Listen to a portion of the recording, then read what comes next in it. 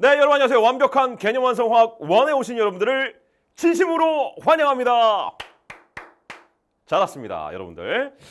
제가 커리큘럼 안내 영상 그리고 개정 전과 개정 후에 어떤 것이 화학 1이 달라지는지 이미 촬영을 했다라고 그랬죠.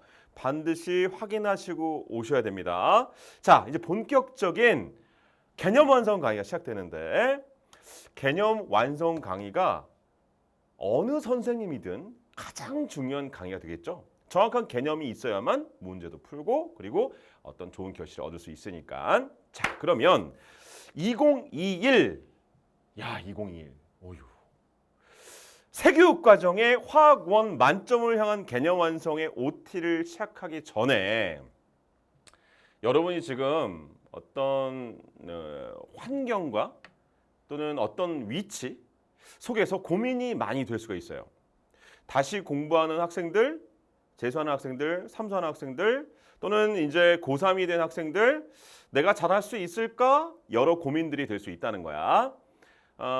OT 시작 전에요. 하나의 이야기를 좀 나누고 시작하고자 합니다. 뭐냐면 어느 마을에 두 형제가 한 가정에서 이렇게 성장을 했는데 너무나 다른 거예요. 성장한 후를 보니까 형은 그러면 안 되는데 거의 폐인처럼 뭐 직업도 없고 그러다 보니까 부모님과 함께 집에서 삽니다. 근데 동생은요 굉장히 공부를 열심히 잘했어요. 그래서 명문대에 입학을 또 하고 그 다음에 대학 교수가 됐어요. 분가해서 이렇게 살아갑니다. 한 기자가 어떻게 같은 집안에서 이렇게 성장을 했는데 다를 수 있을까? 왜 그럴까? 이거 취재하면 좋을 것 같다. 그래서 이렇게 취재를 한번 해본 거예요. 그래서 이제 먼저 형을 만났습니다. 땡동. 형을 딱 보니까 형 모습 그 자체가 그냥 우울함. 인터뷰를 이렇게 해보니까요. 모든 어떤 그 답변의 내용 자체가 굉장히 부정적이고 그 다음에 자기 삶의 회의적인 내용들도 많고 하여튼 인터뷰 내내 기자가 굉장히 좀 여러 가지 이 형을 보면서 생각이 들었던 거죠. 참 사람이 왜 이렇게 부정적일까? 왜 이렇게 힘이 없어? 그래서 어쨌든 간에 인터뷰를 다 마치고 자 이제 문을 닫고 이제 오려고 하는 길에 이 기자가 그 이제 집에 액자 하나를 발견하는데 그 액자에 이런 글귀가 있었습니다. Dream is nowhere. 이게 뭐야? 문을 닫고 그냥 왔어요. 왔는데 뭐야 왜 저런 글귀가 왜 집에 있지? 꿈은 어디에도 없다. 이 말이잖아요. 어쨌든 그래서 이제 기자가 야 다음은 이제 동생을 만나야겠다. 그래서 동생을 만났어요. 인터뷰를 해보니까 아니 이거 형하고 너무 다른 거야. 매사가 긍정적이고 그리고 굉장히 진취적이었고 그리고 얘기를 하면서 굉장히 많은 힘을 또 얻게 되고 너무나 다르다. 그래서 이제 마지막에 기자가 물어봅니다. 교수님 오늘 인터뷰를 응해 주셔서 너무 감사드립니다. 그런데 제가 교수님 그 댁에 그 부모님 살고 계시는 그 댁에 방문 드려서 형하고 인터뷰를 하고 이제 인터뷰 마치고 오는 문을 닫으려고 할 때 거실에서 액자 하나를 발견했는데 혹시 그 글귀를 아세요? 교수가 뭐랍니까? 그거요? 알죠. 우리 집에 있는 건데 저 어렸을 때부터 그 글귀가 있었어요. 그런데요 그 글귀는 띄어쓰기가 잘못됐어요. 네? 뭐라고요? 기자가. 띄어쓰기가 잘못됐다고요. 바로 뭐냐면 Dream is now here. 여러분. 그러니까 어떤 현상, 어떤 일들이 벌어지잖아요. 우리 살면서. 근데 그 현상과 일들 속에서 내 것으로 만드는 사람. 이 내 것을 만들 때 얼마만큼의 긍정의 힘으로 만드냐에 따라서 결과는 분명히 달라질 수 있다는 겁니다. 여러분, 화학 공부가 힘들 수 있어요. 그리고 또 쓴맛을 본 학생들, 내가 잘할 수 있을까? 어떤 불안함과 그 다음에 자존심이 굉장히 자존감 자체가 낮아 있을 수 있습니다. 그러나 여러분이 처한 위치와 환경 속에서 긍정의 힘으로 그 어떤 결과를 내 걸로 만든다라고 한다면 분명히 앞으로의 미래는 다를 거라는 거야. 제가 왜 시작부터 이 말씀 좀 드리냐면 저 열심히 달려갈 거예요. 제가 커리큘럼 안내 영상도 그랬고 개정 전후 화학 뭐 이렇게 비교하면서도 말씀드렸지만 이 강남 인강 공적 기관입니다. 여기서 강의하는 기상호 하나의 목표가 있다고 한다면 그 목표는 분명히 강남 인강만으로도 화학원 만점을 만들어 보겠다. 저 할 수 있어요. 제가 얼마나 많은 곳에서 많은 경험 속에서 강의를 해왔습니까? 저 열심히 달려 나갈 테니까 두려움이 있을지라도 그래 하면 되겠지. 해보자 이런 마음으로 무장해서 달려간다라고 한다면 그 무엇도 못 이룰 게 없다는 겁니다. 알겠죠, 여러분들? 자, 그래서 이제 오리엔테이션을 시작해 볼 텐데 시작도 달랐죠? 앞으로 개념 강의도 다를 겁니다. 기상호의 개념 강의는 무엇이 다를까? 일단은 제 강의 스타일 자체가 들어보면 알아요. 그냥 외워! 이렇게 하지 않습니다. 화학 그러면 가장 먼저 학생들이 떠오르는 게 뭐 주기율표 막 외우고 막 이런 거. 그냥 외우는 게 아니라 왜 그럴 수밖에 없는지 원리를 이해하고 그 다음에 내 걸로 만들면 굳이 막 외우려 하지 않아도 내게 되어 있는 거잖아요. 그죠? 체득화되어 있다는 거야. 그지? 체득화되어 있는 상태에서 문제를 바라보고 문제에서 요구한 출제자 의도를 파악해서 나가면 됩니다. 상당히 깔끔한 과목인 거죠. 그래서 저는 자, 두 가지로 말씀 좀 드립니다. 첫 번째, 그냥 암기가 아니라 원리를 알려줄 것이다. 개념의 원리를 알 거. 그 개념의 원리를 알게 되면 그러면 흥미가 생기는 거야. 흥미가 생기면 당연히 결과는 나올 수밖에 없는 거야. 그리고 여러분들 이제 여러분과 제가 이제 시작하잖아요. 그러면 저는 여러분들 담당하고 있으니까 저를 조금 좋아해 주세요. 뭐야 갑자기 그래야 된다는 거야. 이 강의하는 사람을 좋게 받아들여야만 강의 자체가 굉장히 귀한 강의가 될 것이고 그게 나한테 또 좋은 결실로 연결이 될 거라는 거야. 그죠? 그런 굉장히 중요한 의미도 좀 먼저 말씀 좀 드리고 싶어요, 여러분들. 그래서 무조건 암기가 아니라 화학적 원리가 무엇인지 설명하면서 제가 여러분들께 전달할 것이다.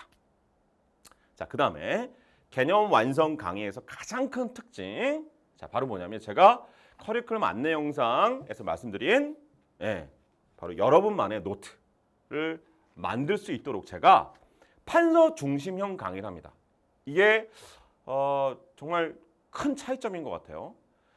다른 뭐 사교육, 뭐 사설 인강 사이트, 또 여러 인강 사이트에서 이제는 하기가 좀 어렵죠. 구현하기 좀 어려운데 저는 이 단거나 노트의 작업이 왜 중요한지 누차 말씀드렸지만 이것을 하게 되면 여러분이 흩어져 있는 개념들의 조각 모임이 쫙 된다라고 그랬죠. 그래서 이 단원에서 이 부분이 굉장히 중요한 것이고 이 수능적 개념이 계속 출제가 되고 있구나. 그래서 이 수능적 개념에 내가 더 살을 붙여서 나만의 노트를 만들었을 때 마지막 수능 시험장에 최고의 보물 노트가 될 것이다. 라고 제가 말씀드렸잖아요. 그죠? 그래서 여러분이 노트를 만들 수 있도록 제가 힘들지만 이거 다 쓰는 거 힘들어요.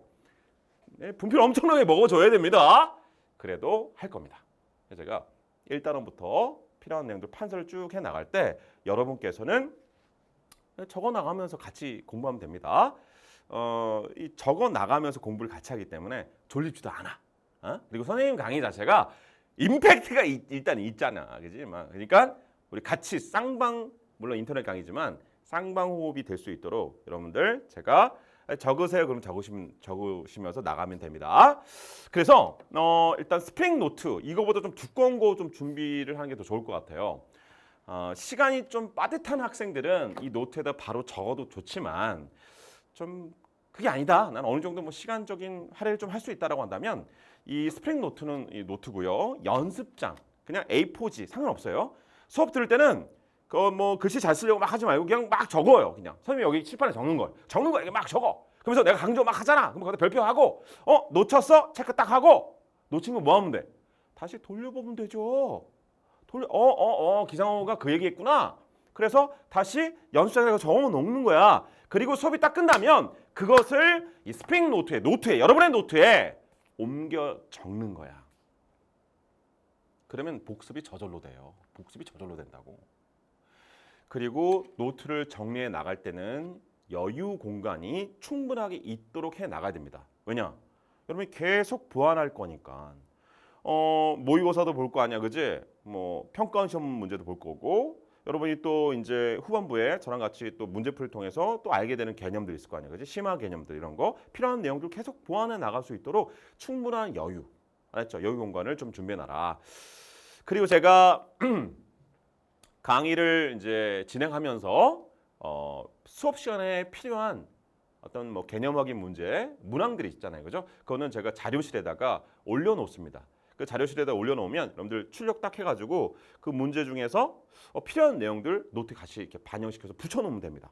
알죠? 붙여놓으면 돼. 그래서 자료실에는 일단 수업 시간에 활용되는 강의 자료가 있어요. 그 강의 자료는 다운로드 받아서 저랑 같이 호흡 맞춰서 달려오시면 되고, 그 다음에 단원이 끝나잖아요. 제가 여러분들과 이제 개념을 해 나가면서 단원이 끝나면서 그 단원에 대한 문제풀이, 그 개념 다지기라고 했는데 그 개념 다지기 문항도 여러분 보시면 자료실에 탑재가 되어 있습니다. 그래서 그렇게 활용하시면 됩니다. 말하자면 무엇이 다른가? 과학적 원리를 배울 수 있다. 화학적 원리를 배울 수 있다. 무조건 암기가 아니라 이해를 통해서 단원을 정리해 나갈 수 있게 된다. 그리고 단고나 노트를 제대로 만들 수가 있다라고 하는 게 가장 큰 차이점이다라고 하는 거. 알겠죠, 여러분들? 자, 그러면 OT 뭐 요 정도 뭐 마무리 짓고요. 단원을 좀 볼게요. 단원. 이 화학원의 개정화학원의 이 단원이 어떤 단원명인가? 화학의 첫걸음, 원자의 세계, 화학결합과 분자의 세계, 역동적인 화학 반응인데 다시 한번 좀 말씀드리면 여러분들 요거는 제가 개정 전과 개정 후 이제 비교를 좀 한 게 있어요. 그래서 다시 공부한 학생들은 달라지는 게 그렇게 크게 달라진 게 아니라는 거. 원래 개정 전은 화학의 언어였잖아요, 그죠? 그때 배우는 내용들 대부분 다시 다 배워요. 화학이 첫걸음. 자, 원자 공부하고 그다음에 분자 공부하고 반응 공부합니다. 제가 여러분과 나누는 강의 수는 50강입니다. 그래요, 여러분 50강. 정말 수능에 나오는 그 개념들 제가 탈탈탈탈 다 정리해 드릴 거예요. 맞죠? 그래서 50강의 개념을 정말 완벽하게 만들어 보자라고 하는 거. 자, 그러면 1단원의 내용. 자, 이제 1단원 들어갈 텐데 1단원은 자, 화학의 첫걸음에선 무엇을 배우는가? 화학과 우리 생활에서 이제 바로 이제 여러분 다음 시간부터 시작이 될 텐데 화학의 유용성, 탄소 화물의 유용성. 그래서 본격적으로 화학을 시작하는 건 사실은 여기예요. 다시 말하면 세 번째 시간 화학 식량과 몰, 그래서 원자량, 분자량, 뭐 그다음에 몰, 뭐 1몰의 질량, 1몰의 개수, 뭐 이런 거부터가 사실은 본격적인 화학인데 그 전에 이전 교육 과정도 그랬지만 야, 화학이 있잖아. 이만큼 중요해. 화학과 우리 생활 속에서 생활 속에 보면 다 화학 아니냐? 그러니까 우리가 화학을 공부해야 돼. 이러한 내용들을 딱 이제 전달을 먼저 하고 시작한다는 거죠. 그래서 화학과 우리 생활 조금 있다가 시작합니다. 시작하는데 저는요, 이 강의를 좀 구성하면서 이 화학과 우리 생활 이제 다음 시간에 하려고 하는 게 바로 뭐냐면 이것 전에도 첫걸음을 하기 위한 또 시작이 있지 않느냐. 말하자면 여러분 화학식엔 뭐가 있어요? 물질의 상태가 있다는데 그 우리 물질의 세 가지 상태 공부하잖아요. 중학교 때. 원자는 뭐고 원소는 뭐고 분자는 뭐예요? 뭐 들어는 봤는데 많이 얘기는 하는데 정확하게 잘 모르겠는 거. 화합물은 뭐고 호전성 물질은 뭐야? 뭐 이런 거. 루이스 전자점식은 뭐야? 화학결합은 왜 해? 그러니까 화학을 제대로 시작하기 위한 첫걸음의 시작도 필요하다. 그래서 저는 이번 시간엔 OT도 잠깐 했고 화학원의 단원 구성도 받고 그리고 화학과 우리 생활을 하기 전에 첫걸음의 시작을 해보자. 시작을 제대로 하고 싶은 거야. 제대로 한 다음에 달려가자. 이해됐죠, 여러분들? 자, 그래서 1단원은 이렇게 이제 구성되어 있는데 뭐 여기 나와 있는 화학 식량은 뭘까 제가 아까 잠깐 말씀드렸는데 양적 관계 그대로 살아남았다 그랬죠? 다시 공부한 학생들 화학 반응의 양적 관계 너무 중요합니다. 용액의 농도 이게 새로 들어왔는데 새 교육 과정에서 몰농도 요거 나올 게 있어요. 그죠? 그래서 학생들이 굉장히 힘들어하는 소재 내용이 바로 이전 교육 과정도 그랬지만 양적 관계예요. 하지만 두려워하지 마십시오. 양적 관계 그 양의 관계를 우리는 어떻게 원리를 통해서 이해하겠는가? 이해한다라고 한다면 오히려 기다림이 될 수 있다라고 하는 거 알겠죠? 자, 그다음에 농도도 마찬가지입니다. 아까 제가 나올 게 있다라고 했는데 그 나올 것들을 이렇게 잘 정리해 나가면 항상 그 내용이 되는 거니까. 자, 그러면 이렇게 해서 제가 전반적인 화학원의 구성과 그다음에 1단원의 구성도 이제 봤는데 말씀드린 대로 본격적으로 제가 자, 1단원을 이제 시작합니다. 1단원. 그래서 화학의 첫걸음인데 화학의 첫걸음. 자, 이거를 뭐 하는 거야? 지금 뭐가 있어야 돼, 지금? 여러분? 그냥 연습장 같은 거 있으면 돼. 선생님 스프링 노트 좀 사갖고 올게요. 그건 나중에 사. 그냥 이거 적으면 돼. 알겠죠? 적고 연습장에 적고 이번 주 끝나면 스프링 노트 옮겨 적으면 됩니다. 선생님 정말 꼭 스프링이 있어야 되나요? 없어도 돼. 여러분이 그냥 보기 그 활용하기 좋은 노트를 이렇게 준비하시면 됩니다. 근데 줄이 있는 노트가 좋을 것 같아. 보기 좋으니까. 화학의 첫걸음에서 자, 첫 번째 바로 뭐냐면 첫걸음의 시작. 첫걸음의 시작. 스타트. 자, 첫걸음의 시작에서 제가 말씀드린 아까 좀 전에 말씀드린 내용 그것부터 할게요. 우리가 원자, 원소, 뭐 분자 얘기를 많이 한단 말이야. 근데 그것조차도 잘 몰라. 그러니까 선생님들 설명할 때 나도 마찬가지야. 나 설명할 때 막 얘기를 많이 하거든. 근데 제대로 모른다는 건 뭐야? 그 설명을 제대로 못 알아듣는다는 소리잖아요. 그죠? 그러니까 여러분께서 원자, 원소, 분자 이 내용이 이게 무엇인지 정확하게 여러분께서 알고 있는 게 사실 어쩌면 시작이다. 그래서 저는 뭐 고3 강의일지라도 중학교 때 물론 배우는 소재지만 원자, 원소, 분자를 먼저 딱 정확히 정리를 하고 합니다. 자, 그러면 첫 번째 바로 뭐냐면 자, 원자와 원소 그리고 자, 분자 이야기를 좀 하자. 원자와 원소 그리고 분자. 자, 제가요. 여러분 여기다 물질을 5가지 물질을 적어볼게요. 5가지 물질 나와라. 얍. 자, CO2. 자, CO. 그 다음에 H2. 우리가 많이 본 거 그지? H2O2. 그 다음에 뭐 요거 이렇게 해보자.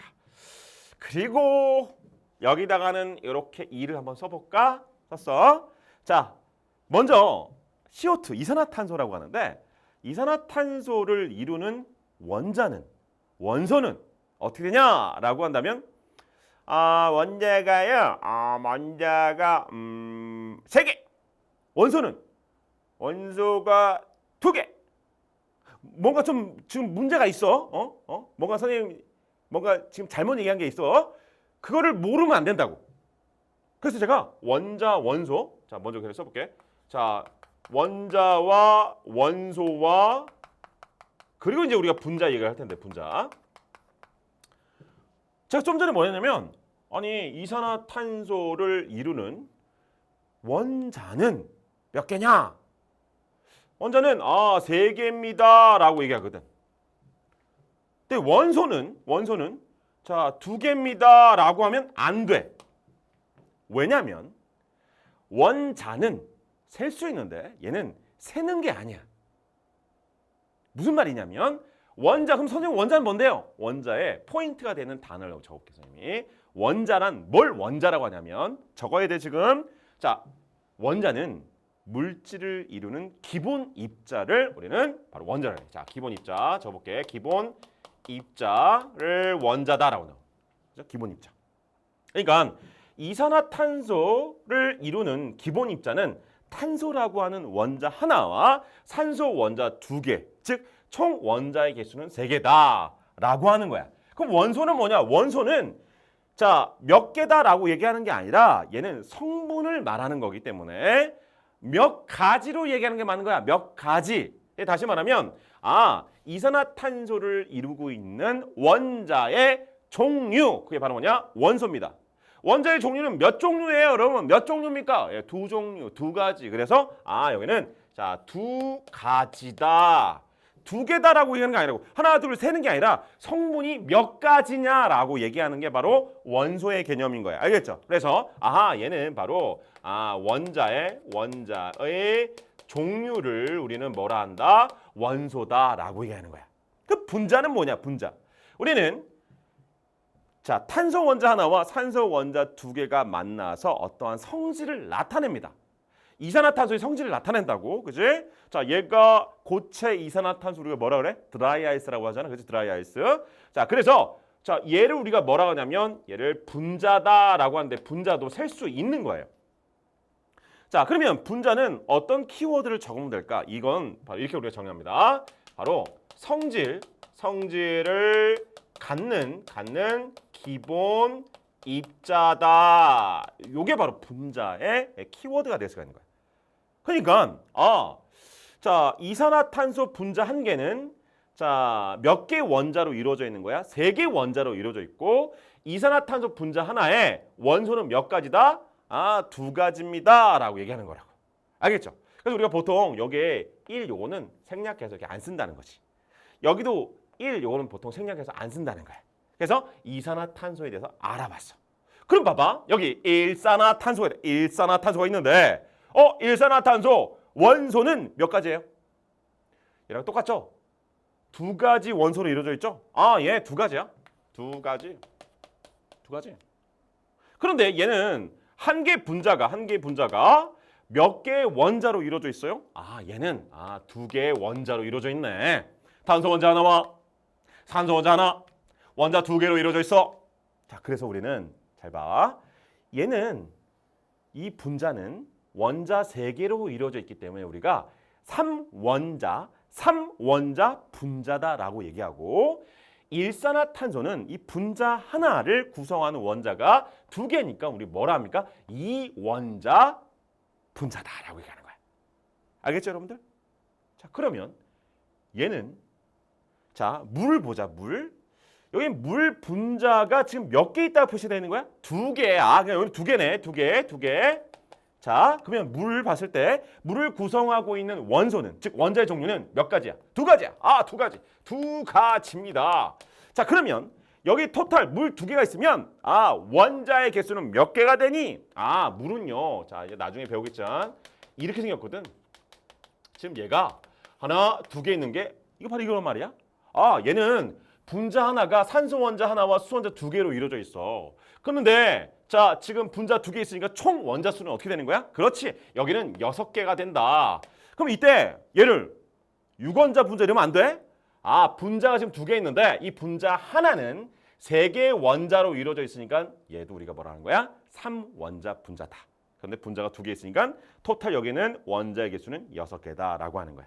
이해됐죠? 자, 여기는 얘가 바로 뭐냐면 과산화수소입니다. 과산화수소 H2O2인데 얘는 지금 보니까 여기 1이 생략되어 있네. 분자 몇 개 있는 거야? 1개 있는 거야. 원소는 몇 가지예요? 2가지가 된다. 2가지. 자, 그러면 얘는 몇 원자 분자야? 그렇죠. 4원자 분자 4개 원자로 이루어져 있네요. 그러니까 물이나 과산화수소 원소는 똑같이 2가지입니다. 어떤 원소로 이루어져 있니? 수소 원소, 산소 원소, 수소 원소, 산소 원소 2가지 원소로 이루어져 있는데 물하고 과산화수소는 분명히 달라. 다른 물질이야. 다르잖아요. 과산화수소 여러분 우리 상처 났을 때 이렇게 소독할 때 써봤잖아, 그지? 분명히 다르다. 왜 다른 거야? 자, 얘는 구성 원소는 얘네들이 똑같지만 얘는 산소 원자 하나와 수소 원자 2개로 이루어져 있고 얘는 또 나중에 우리 공부하겠지만 어떻게 생겼냐면 이렇게 생겼어요, 여러분들. 자, 이렇게 생겼어요. 이렇게 생겼어. 산소 원자 2개, 수소 원자 2개. 자, 이렇게 생겼기 때문에 다른 물질이다. 그래서 분자가 다른 거야. 그래서 우리가 원자, 원소, 분자 이야기를 해봤고 자, 그렇다면 여기 딱 보니까 얘 뭐야? 헬륨이거든, 헬륨. 헬륨은 자, 지금 원자 몇 개 있어? 1개 있어. 근데 얘는 분자도 1개 있다 그래. 그러니까 무슨 말이에요? 자, 잘 봐봐. 헬륨 원자가 그 자체의 성질을 갖고 있거든. 그러면 원자이면서 분자가 되는 거야. 선생님, 산소 원자 또는 수소 원자 이 자체 성질 자체 성질 얘기하지 않아. 우리가 이 자체 성질을 얘기하지 않단 말이야. 그러나 자, 헬륨, 뭐 네온, 아르곤, 비활성 기체 같은 얘네들은 그냥 원자의 자체가 성질을 갖게 돼. 그래서 우리가 걔네들은 그냥 원자이면서 뭐라 그래? 분자다라고 얘기하는 거야. 그럼 얘는 몇 원자 분자야? 한 개의 원자가 분자니까 1원자 분자다라고 하는 거야. 원소 몇 가지예요? 원소. 원자의 종류 몇 가지입니까? 그렇지. 한 가지. 그렇구나. 3원자 분자, 2원자 분자, 3원자 분자, 4원자 분자, 1원자 분자 또는 단원자 분자다라고 얘기합니다. 알겠죠? 그렇구나. 그래서 원자, 원소, 분자, 기본 입자, 원자의 종류, 성질을 갖는 기본 입자. 그래서 원자와 분자는 개수 몇 개다 이렇게 세는 거고, 원소는 성분을 의미하니까 종류 몇 가지다, 몇 종류다 이렇게 대답하는 거구나. 오케이? 자, 여러분 잘했습니다. 그 다음에 여기서 이것도 한번 정리할게요. 여기 물질들 보면 자, 얘네들은 원소가 두 가지 이상이죠.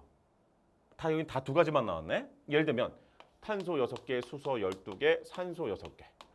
자, 이 분자 몇 개 있어요? 분자 하나 있습니다. 얘는 몇 원자 분자입니까? 이 분자 하나를 이루는 원자는 24개입니다. 탄소 6개, 수소 12개, 산소 6개니까 24개의 원자로 이루어져 있다고. 그러면 24원자 분자야. 그러면 얘네들이든 자, 구성 원소가 두 가지 이상 돼버리는 애들을 우리가 뭐라 하냐면 얘네들 화합물이다. 화합물. 자, 뭐라고요? 여러분 뭐라고? 화합물이다라고 하는 거예요. 한 가지 원소로 이루어진 물질을 우리가 뭐라 하냐면 홑원소 물질 또는 홑원소 물질을 줄여서 그냥 원소라고도 해. 이때 원소는 요 원소가 좀 개념이 다른 거야. 알았죠? 그냥 이거를 줄여서 원소, 홑원소 물질을 줄여서 원소라고도 한다. 표현하기도 한다. 이렇게 여러분 기억하시면 됩니다. 그래서 여러분께서 그렇구나. 원자, 원소, 분자, 화합물, 홑원소 물질 이렇게 구분하는 거 해봤습니다. 자, 그렇다면 선생님 여기 한번 적어볼게요. 자, 여러분, 자, 내가 적었는데 자, 분자 몇 개 있어? 분자 하나 있어. 몇 원자 분자야? 4원자 분자야. 왜? 분자 하나에 질소 원자 하나, 수소 원자 3개니까 자, 분자 하나에는 4개의 원자로 이루어져 있다는 거야. 그럼 얘는 홑원소 물질이야, 화합물이야? 화합물이야. 알겠죠, 여러분들? 이렇게 여러분들이 알고 있으면 됩니다. 그렇구나. 그래서 우리 원자, 원소, 분자 정확하게 개념을 이해했다는 거야. 자, 그렇다면 물질을 이루는 기본 입자를 뭐라고 했지? 좀 전에 한 거잖아. 좀 전에. 그래, 원자. 보세요. 요거 있잖아요. 물질의 기본 입자. 물질을 이루는 기본 입자는 바로 원자라고. 원자. 그러면 원자는 어떻게 구성되어 있는지, 그다음 표시를 어떻게 하는지 이것도 기본이거든요. 알아두셔야 됩니다. 그래서 두 번째는 바로 뭐냐면 자, 두 번째. 자, 원자의 구성과 표시 방법.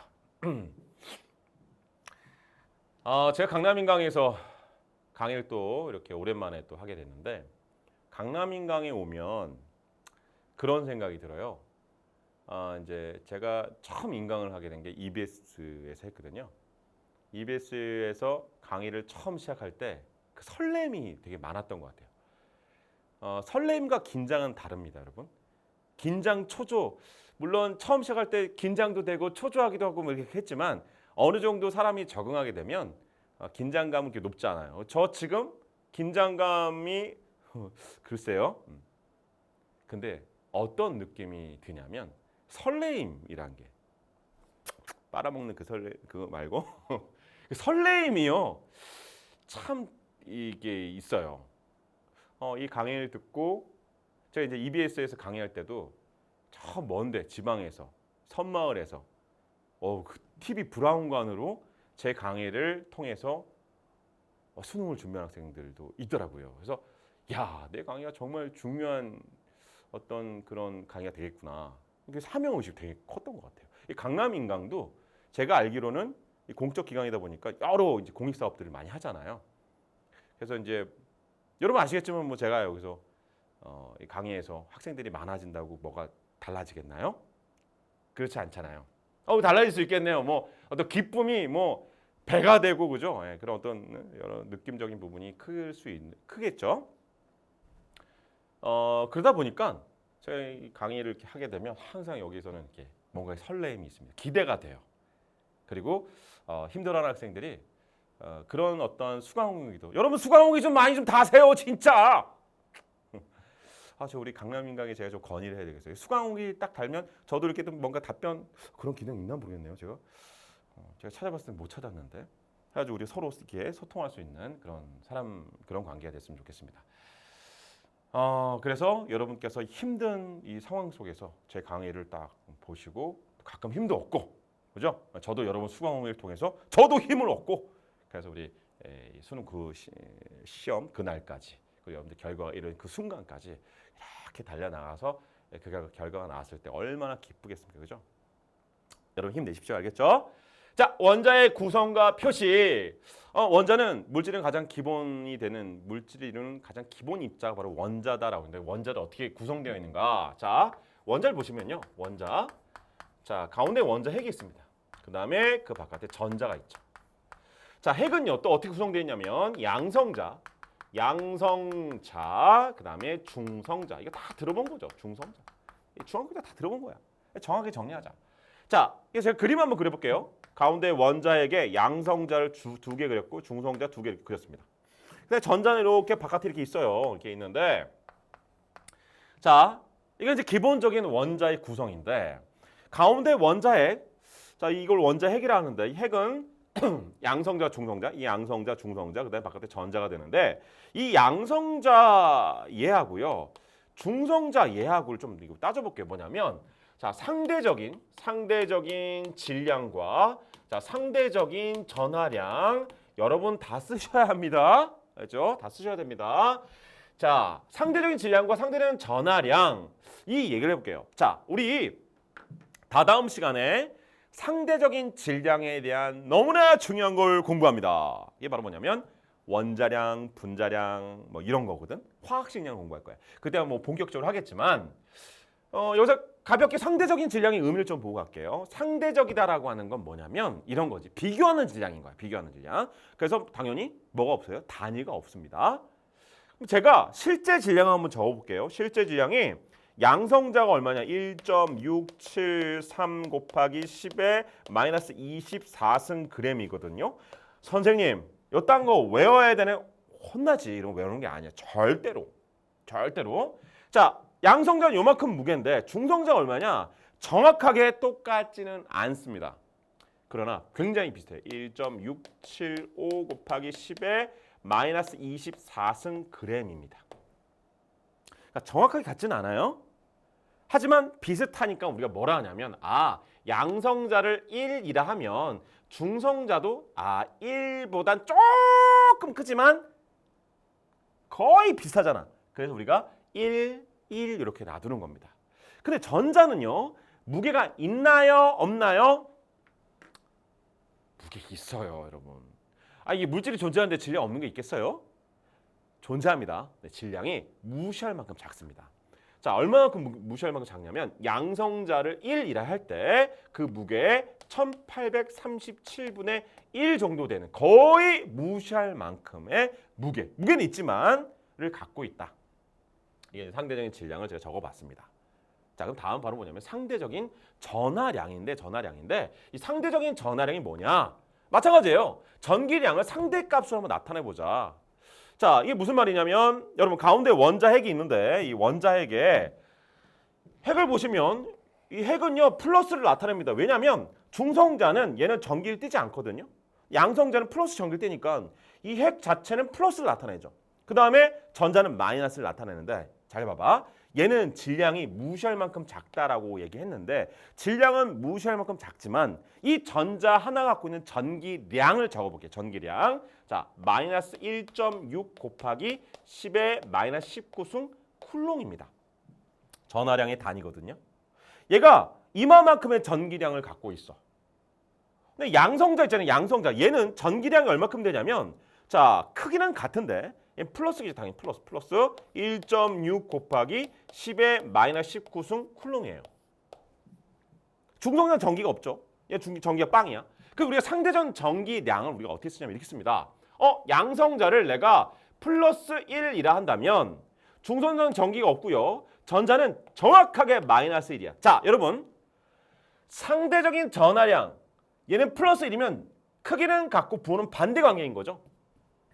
그죠? 정확하게. 얘는 1이면 약 1인 거지.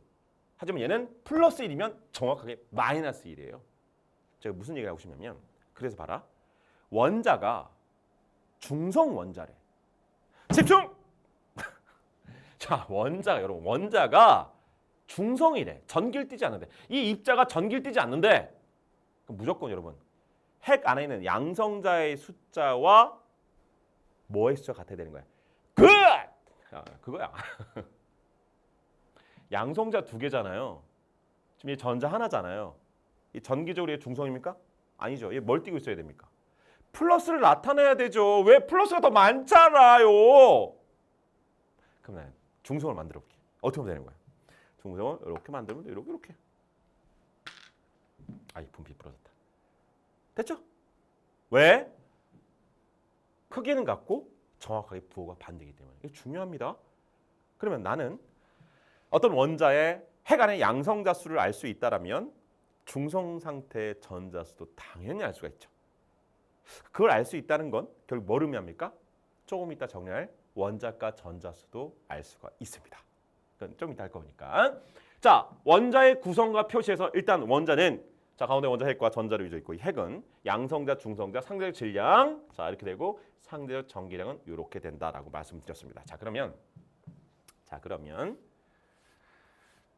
자 우리 PD님이 우리 칠판 저 끝까지 가면 이 칠판 이 카메라에 들어온 게 왜곡이 생기는데요. 지금 긴장 엄청 하고 있어요. 제가 더 갈까봐 쪽으로. 그래서 저는 여기를 딱 지우잖아요. 지우고 긴장 안 하셔도 돼요. 다 지우고 자 이제 원자의 표시 방법을 좀 갑니다. 강남인강이 굉장히 노력을 많이 하세요. 여기 우리 팀장님 엄청 고민하시고 제가 오늘 강의 촬영 전에도 이렇게 저렇게 학생들이 볼 때 어떤 뭐 밝기라든지 여러 가지 같이 나눴는데 하여튼 상당히 신경을 많이 쓰십니다. 그리고 제가 어떤 건의를 딱 했을 때 나가시면 뭐라고 하셨냐면 충분히 검토해 보겠습니다. 안 돼요가 아니라 뭐 검토해 보겠다. 이 의지 굉장히 큰 거예요. 좋습니다. 어쨌든 자 어디까지 했죠?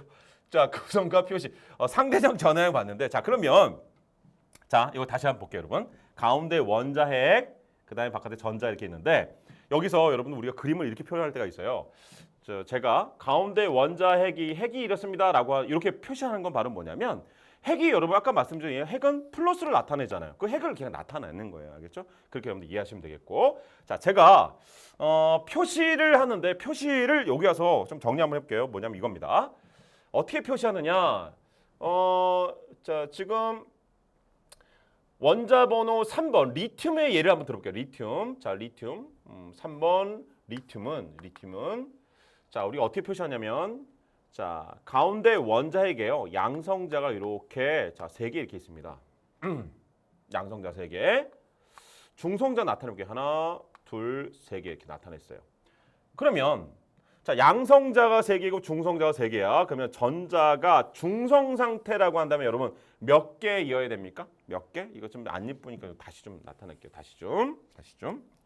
자 양성자 하나, 둘, 자 셋. 자 중성자 하나, 둘, 셋. 얘가 중성이라고 한다면 전자가 몇 개예요? 아니 핵 안에 양성자 3개니까 전자도 3개 있어야 될 거라는 거야. 3개. 그러면 자 선생님은 이게 자 그림 그린 게 맞나 틀려 보세요. 틀렸지. 왜 틀렸어? 첫 번째 전자가 들어갈 수 있는 껍질. 지금은 껍질이라고 얘기합니다. 근데 나중에 이제 보호의 수원자 선스펙트럼에서 정확하게 공부하게 되는데 첫 번째 껍질. 일단 껍질로 표현할게요. 나중에 오비탈까지 다 배웁니다. 첫 번째 껍질에 전자가 최대 들어갈 수 있는 개수는 몇 개라고 배웠죠? 중학교 때? 네, 2개라고 배웠죠. 그래서 이게 자 3개가 아니라 최대 들어갈 수 있는 게 2개. 이렇게 2개 들어가면요. 다음 껍질로 전자가 들어간다라고 하죠. 이렇게 전자 이렇게 들어갑니다. 그래서 여러분 지금 기억하셔야 됩니다. 바로 뭐냐면 첫 걸음 시작 파트에서 자 핵 안에 양성자, 중성자가 있고요. 그다음에 전자가 있는데 전자가 첫 번째 껍질에 최대 들어갈 수 있는 개수 몇 개? 2개.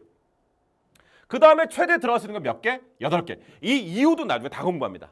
제가 다 설명해 드릴 거예요. 이해시킬 겁니다. 오비탈 하면서. 자, 첫 번째 2개, 그 다음에 8개. 자, 8개 채워지면 다 채워진 거예요. 그 다음 껍질로 들어갑니다. 8개. 그 다음 껍질 8개 들어가면 그 다음 껍질로 갑니다. 근데 우리가 취급하는 건 양성자 20개까지 취급하거든. 양성자 20개까지 취급한다는 건 중성 상태의 전자 20개까지 애들을 이제 우리가 나중에 2단원에서 굉장히 취급 많이 할 텐데 걔네들 그럼 20개가 전자 배치를 우리 이미 첫 시간에 한번 해볼게요. 20개는 전자 배치가 어떻게 될까? 첫 번째 껍질 전자 2개. 그 다음에 8개. 그 다음에 8개. 지금 몇 개 채웠죠? 이 정도 안 돼요? 이 정도가 안 돼. 2개, 8개, 그렇지. 2개, 8개, 10개, 18개. 나머지 2개는 어디? 그 다음 껍질 들어갑니다. 그래서 전자가 채워진 순서는 2, 8, 8, 2. 2, 8, 8, 2, 2, 8, 8, 2, 2, 8, 8, 2. 알겠죠? 이렇게. 이 정도. 이렇게 됩니다. 그러니까 그럼 얘를 그림으로 쳤는데 제가 나타날 때요. 그림을 나타낼 때 가운데 원자 핵이다라 할게요. 핵이다 하고 자, 첫 번째 껍질 전자 2개, 그 다음 껍질 전자 하나 이렇게 표시할 때 여러분 이제 이해하시면 됩니다. 이건 바로 원자 핵이고 요 핵 안에 양성자 몇 개 있어요? 양성자 3개 있습니다. 자, 그래서 이제 우리가 이렇게 표현을 하는 거야. 자, 이때 여러분들 중요한 게 나왔다. 가장 바깥 껍질에 있는 전자, 이 전자를 뭐라 합니까? 너무 중요합니다. 얘를 원자가 전자다라고 합니다. 원자가 전자. 가장 바깥 껍질에 있는 전자로 화학 결합, 화학 반응에 참여하는 전자입니다. 그래서 이 전자 때문에 얘 때문에 얘 성질이 결정이 돼. 이 얘기는 좀 이따 할 거니까 일단 적어두시고 원자가 전자 뭐라고요? 가장 바깥 껍질에 있는 전자로 화학 결합, 화학 반응에 참여하는 전자. 그러니까 만약에 여러분들이 선생님이 지금 구두로 설명하는 내용조차 좀 적고 싶다면 적으셔도 됩니다. 알겠죠? 다시 한번. 자, 원자가 전자는 가장 바깥 껍질에 있는 전자로 화학 결합, 화학 반응에 참여하는 전자인데 얘가 뭘 결정하냐면 얘가 바로 이 물질의 화학적 성질을 결정합니다. 화학적 성질이 뭐냐? 딱 이 정도의 예만 기억하면 될 것 같아요. 화학적 성질의 대표적인 예가 뭐냐면 산화되는 거, 환원되는 거 이런 성질들을 화학적 성질이라고 그래요. 그러니까 얘는 전자를 잃으려고 합니다. 왜? 하나밖에 없기 때문에 그래.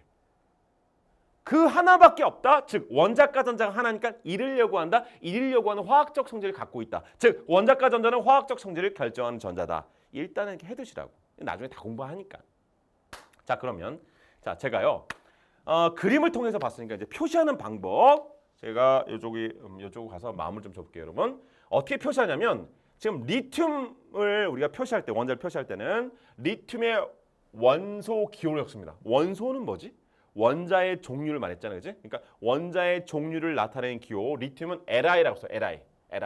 나트륨은 어떻게 써? 나트륨은 Na 이렇게 쓴다고. 원소 기호가. 원자의 종류를 나타내는 기호가 Na, Li 이렇게 리튬 나트륨인데 자, 우리가 여기 이게 3이라고 쓰는 이게 바로 뭐냐면 이게 뭐야? 이게 여러분 이게 뭐? 이게 바로 원자 번호라고 하는 거예요. 이 원자 번호. 원자 번호. 이 원자 번호 3번 이거는 누구의 숫자냐면 이게 양성자의 수가 됩니다. 양성자가 3개 있으면 무조건 리튬이야. 알았니? 양성자가 11개 있으면 무조건 나트륨이야. 그러니까 양성자가 결정이 되면 원소가 결정이 되는 거야. 여러분 주기율표 우리가 쭉 하잖아요. 거기에 원자 번호라고 하는 게 뭐라고요? 양성자의 숫자라고요. 양성자의 숫자.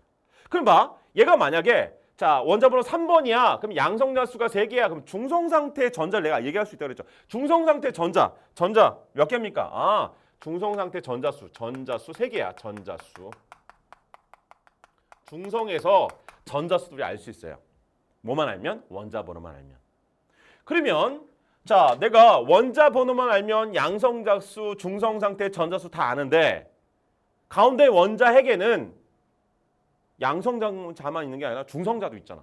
중성자를 어떻게 표시하면 좋을까? 해서 우리가 약속했습니다. 어떻게 약속했냐면 원소 기호 좌측 하단에는 원자 번호고요. 상단에 바로 적은 게 바로 뭐냐? 이게 질량수다라고 해요. 질량수. 이게 바로 뭐냐면 이렇게 요게 바로 질량수다. 질량수.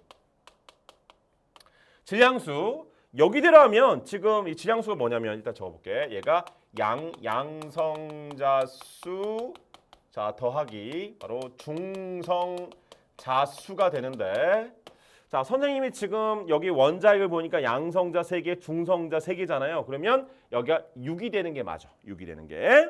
그런데 그림을 뭐 하나 더 그리면 되지. 항상 양성자 3개, 중성자 3개 같은 건 아니거든. 3개 존재할 수도 있지만 3개, 4개 존재할 수도 있어. 그러면 자 리튬 3번 질량수 7 그런 순간 우리 뭘 할 수 있냐면 양성자 3개구나. 양성자 3개인데 질량수가 7이니까 중성자 몇 개다? 4개다. 중성자 4개짜리구나. 만약에 내가 3번 리튬 6이야. 양성자 몇 개? 3개. 중성자한테 전자 몇 개? 3개. 중성자 몇 개? 3개. 333이야 얘는. 이해하셨나요 여러분들? 자 그러면 자 내가 나트륨 예를 여기다 써볼게요 여러분들. 자 나트륨 먼저 11번 나트륨이야. 자 선생님이 이렇게 썼어. 여러분 한번 대답 좀 해볼까요? 자 선생님이 지금 표시했는데 원자를 표시했어요. 원소기에 적어놓고 핵 안에 양성자 몇 개야? 그렇지 11개. 그러면 중성 상태의 전자는 몇 개일까? 11개여야 돼. 왜? 전기량이 크긴 갖고 본 반대라 그랬잖아. 그러니까 핵 안에 양성자 11개 있으면 전자도 11개 있어요. 중성이 되겠지. 그러면 중성자 수는 어떻게 되지? 중성자 수. 질량수가 23이니까 23에서 11을 빼면 12개. 중성자는 12개구나. 이렇게 이해하시면 됩니다. 자, 한 번 더 가볼게. 원자 번호 12번 마그네슘. 자, 대답하세요. 양성자 12개, 전자 중성 상태에서 12개. 중성자 수 12개. 얘는 12, 12, 10이네. 그죠? 알겠지? 자, 그러면 여기서 이거 하나 물어볼까? 여러분, 왜 하필 화학하는 사람들이 이걸 질량수, 영어로 하면 매스 넘버거든요. 왜 매스 넘버, 질량수라고 했을까? 질량을 담당한 숫자다라고 얘기했을까요? 양성자 수와 중성자 수의 합을 왜 혼내는 거 아니에요. 왜 질량수다라고 얘기했을까요? 질량수, 매스 넘버. 질량을 담당하는 숫자. 맞죠? 뭐였습니까? 일로 와 보세요. 자, 이리로 와보세요. 자, 제가 안 지었잖아요. 원자의 구성을 봤을 때 전자는 무시할 만큼 작잖아요. 그러니까 중요한 게 뭐냐면 얘네들이 몇 개 있느냐가 중요하잖아. 양성자, 중성자 얘네들이 몇 개 있느냐가 중요한 거야. 왜? 원자의 무게를 실제로 담당하는 건 핵의 무게인 거야. 핵의 무게. 그럼 핵은 양성자와 중성자로 이루어졌으니까 얘네가 몇 개가 있느냐가 결국 중요하니까 질량을 담당하는 숫자다라고 얘기하는 거지. 그러면 질량수가 크면 일단 무겁겠네? 맞죠? 여러분, 얘하고 얘 누가 더 무거워? 나트륨과 리튬 중에 누가 더 무거워요? 얘가 훨씬 무겁지. 얘는 23이고 얘는 7이잖아. 여러분, 자 비교해볼까? 얘하고요. 얘 누가 더 무거워요? 얘가 더 무겁죠. 얘는 질량수가 24고요. 얘는 질량수가 6입니다. 그러면 약 몇 배 무거워요? 6이니까 얘는 24니까 자 양성자와 중성자가 정확히 같진 않지만 거의 비슷하니까 여기다 얼마 곱해? 6, 4, 24. 4배 정도 무겁네요. 정확하게 같지 않아서 정확하게 4다라고 얘기할 수는 없지만 약 4배 무겁다. 그러니까 우리가 질량을 담당하는 숫자, 매스 넘버 그 이유를 알았고 그러면 질량수를 보면 우리는 뭘 얘기할 수 있다? 얼마만큼 무겁다. 어느 정도 비교를 할 수 있다는 거죠. 오케이. 자, 그래서 우리가 질량수의 의미 또 봤습니다. 자, 그러면 자 나트륨의 전자 배치해 보자. 전자 배치. 여러분 지금 2단원에서 하는 전자 배치를 지금 하는 거야. 자, 나트륨 여기 딱 있다. 예를 들어서 그림을 한번 나타내 볼게. 자, 어떻게 되냐? 원자번호 11번 나트륨을 전자 배치하자면 가운데 원자 핵이 있고요. 첫 번째 값이 전자 2개. 그다음에 자, 8개. 중성 상태의 전자 몇 개 있어요? 11개 있잖아. 그럼 선생님 지금 전자 배치 몇 개 있어요? 10개 있잖아. 그러면 다 채웠네? 채웠고 그다음에 가장 바깥 껍질 전자 몇 개 있는 거야? 하나 있네. 지금 누구 하는 거예요? 나트륨 하는 거 나트륨. 그럼 나트륨의 원자가 전자는 여러분 몇 개? 나트륨 원자가 전자 몇 개? 얘도 원자가 얘 원자가 전자잖아. 먼저. 몇 개요? 한 개잖아요. 원자가 전자 하나. 근데 아까 원자가 전자 정의가 뭐였죠? 가장 바깥 껍질에 있는 전자를 화학결합 화학 반응에 참여하는 전자다. 뭘 결정했다? 화학적 성질을 결정했다. 일로 와봐. 뭘 결정해서? 화학적 성질을 결정했잖아요. 그러면 리튬의 원자가 전자, 리튬 어머나 일로 와. 리튬 원자가 전자 하나였고 나트륨의 원자가 전자 하나잖아요. 그러면 화학적 성질을 결정하는 전자, 원자가 전자가 하나니까 리튬과 나트륨의 뭐가 우리는 비슷하다, 동일하다 얘기합니까? 화학적 성질이 비슷하다라고 얘기하는 거죠. 왜? 원자과 전자수가 같으니까. 이렇게 공부하는 거야. 이렇게 공부하는 거. 알았나요? 아니 뭐 시작 인지했는데 그냥 시간이 50분이야 지금. 아유 이게 빨라. 여러분도 그런가요?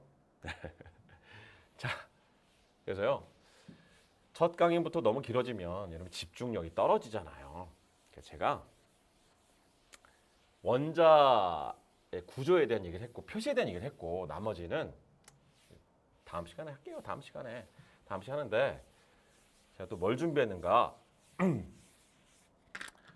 영상을 통해서 원자를 한번 볼게요. 원자를 이게 좀 카메라 잘 담길지 모르겠는데 한번 볼게요, 여러분들.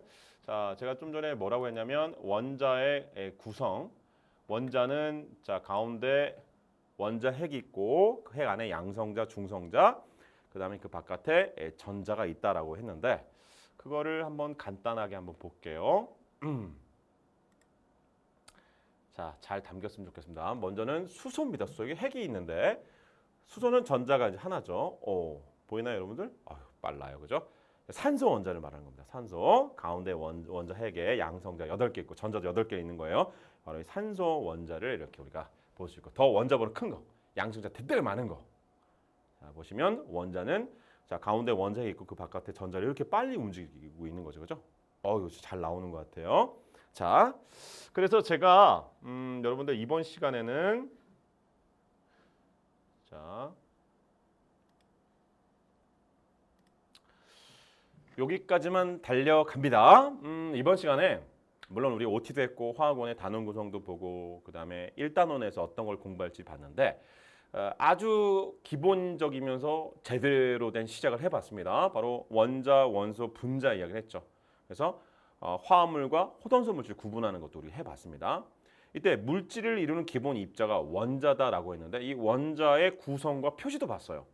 원자는 핵과 전자로, 핵은 양성자, 중성자. 이때 상대적인 질량, 상대적인 전하량 그리고 자 이들을 통해서 표시하는 방법에 있어서 우리가 원자과 전자, 이 원자과 전자가 화학적 성질을 결정한다라고 하는 내용. 자, 그러면 이제 다음 시간에 제가 일단 화학과 우리 생활을 이제 하긴 할 텐데 그 하기 전에 첫걸음의 시작이 다 끝나지가 않았습니다. 루이스 전자점식을 또 공부해야 돼요. 그다음에 물질의 상태, 화학 결합, 그다음에 화학식 이런 기본적인 내용들 꼭 필요한 내용입니다. 그거 하고 나서 그다음에 여러분과 함께 화학의 유용성 어렵지 않습니다. 그러니까 다음 시간까지 하는 내용은 그렇게 어려운 내용이 안 되니까 여러분들 뭐 잘 정리만 하시면 쉽게 좀 이해하실 거고. 자, 그다음에 다음 시간이죠. 그때부터가 이제 화학식량과 몰 그래서 본격적인 화학이 시작되니까 여러분이 이제 1강을 수강했다는 건 시작이 반이다. 반 된 거야. 그렇게 생각이 듭니다.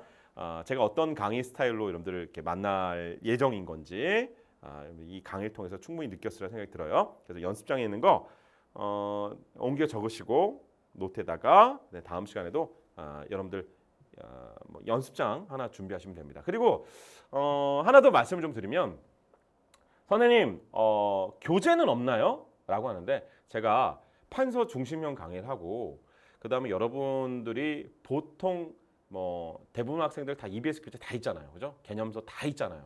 또 뭔가를 구입할 필요는 없어요. 여러분이 그냥 쉽게 어디서나 구할 수 있는 또는 뭐 구했던 이미 봤던 개념서들 준비해서 제가 개념 정리해 나갈 때 좀 어려움이 있으면 그거 찾아 이렇게 보시면 됩니다. 충분하다고 저는 생각이 들어요. 제가 충분하게 개념 설명을 이렇게 해나갈 테니까. 그리고 문제도 제가 자료실에 첨부시켜서 활용할 예정이니까. 알겠죠? 자, 저는 이렇게 해서 1강을 마무리 짓고 다음 시간에 첫 걸음의 시작 이어서 쭉 달려가고 화학과 우리 생활 그 내용으로 이렇게 다시 인사드리겠습니다. 지금 이 순간도 꿈이 이루어지는 그 순간 그 날을 향해서 여러분들 파이팅!